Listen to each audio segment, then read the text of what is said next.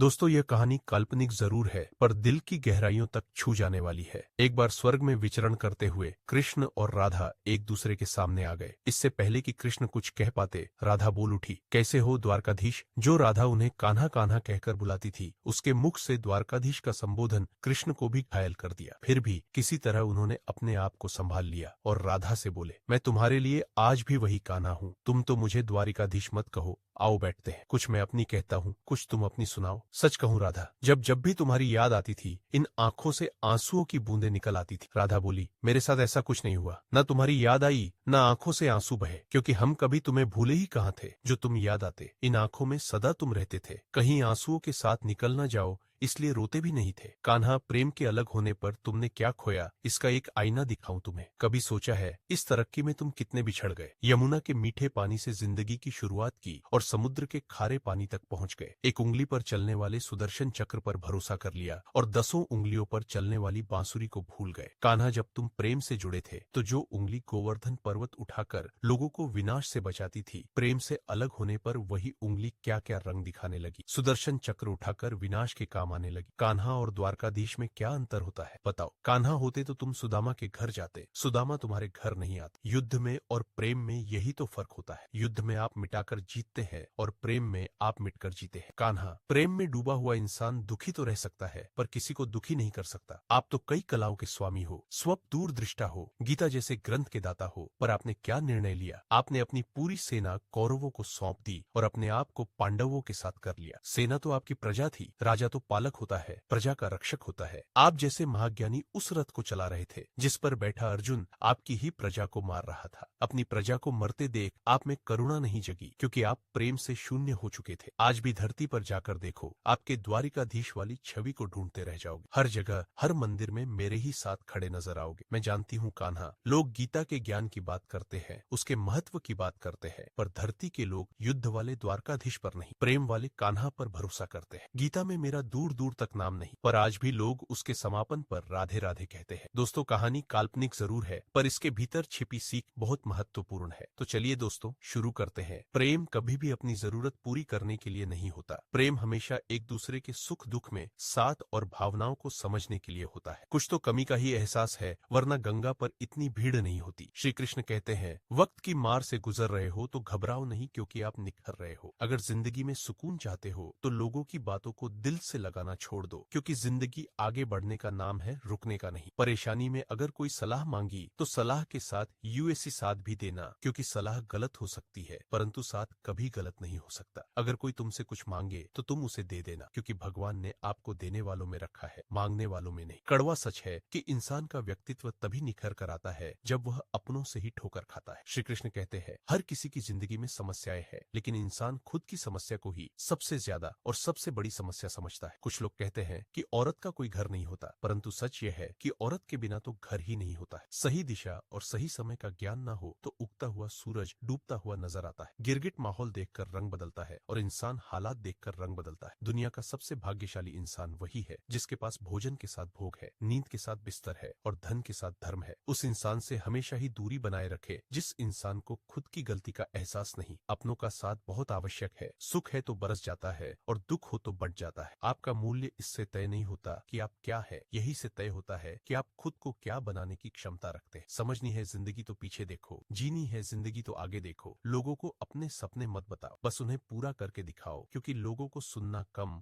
और देखना ज्यादा पसंद। जिंदगी बहुत हसीन है, कभी हंसाती है तो कभी रुलाती है। अगर भगवान तुमसे इंतजार करवा रहे हैं तो तैयार रहना, वह उनसे कहीं ज्यादा देने वाले हैं जितना तुमने मांगा है। जिस तरह लोग मुर्दे इंसान को कंधा देना पुण्य समझते हैं, काश इस तरह जिंदा इंसान को सहारा देना पुण्य समझने लगे तो जिंदगी आसान हो जाएगी। मत सोच इतना जिंदगी के बारे में, जिसने जिंदगी दी है उसने भी तो कुछ सोचा होगा। बेवजह ही नहीं होती लोगों से मुलाकात, किसी से सबक मिलता है तो किसी से ज्ञान। श्री कृष्ण कहते हैं, किसी को दुख देकर मुझसे अपने सुख की इच्छा मत करना। अगर तुम किसी को एक पल का भी सुख देते हो तो अपने दुख की चिंता कभी मत करना। जब दर्द और कड़वी बोली दोनों सहन होने लगे तो समझ लेना जीना आ गया है। कौन क्या कर, कैसे कर रहा है, क्यों कर रहा है, इन सब से आप जितना दूर रहेंगे उतना ही खुश रहेंगे। हंसते रहो तो दुनिया साथ है, वरना आंसुओं को तो आंखों में भी जगह नहीं मिलती। कभी कभी आप बिना कुछ गलत किए भी बुरे बन जाते हैं, क्योंकि जैसा लोग चाहते थे आप वैसा नहीं करते। जिस मनुष्य के हृदय में सच्ची मानवता हो, उसकी सोच हमेशा यही होगी कि मुझे मिला हुआ दुख किसी को ना मिले और मुझे मिला हुआ सुख सबको मिले। मैंने हंसकर भी देख लिया और रोकर भी देख लिया, किसी को पाकर किसी को खोकर भी देख। ये जान लिया कि जिंदगी वही जी सकता है जिसने अकेले जीना सीख लिया। जिंदगी बहुत कुछ सिखाती है, थोड़ा रुलाती है, थोड़ा हंसाती है। खुद से ज्यादा किसी पर भरोसा मत करना, क्योंकि अंधेरे में तो परछाई भी साथ छोड़ देती है। अगर कोई आपको सच्चा प्यार करता है तो आपको समय जरूर देगा, आपकी हर स्थिति में साथ देगा, हमेशा आपके लिए समर्पित रहेगा, क्योंकि सच्चा प्यार एक दूसरे की खुशियां चाहेगा। अगर भगवान तुमसे इंतजार करवा रहे हैं तो तैयार रहना, वह उनसे कहीं ज्यादा देने वाले हैं जितना तुमने मांगा है।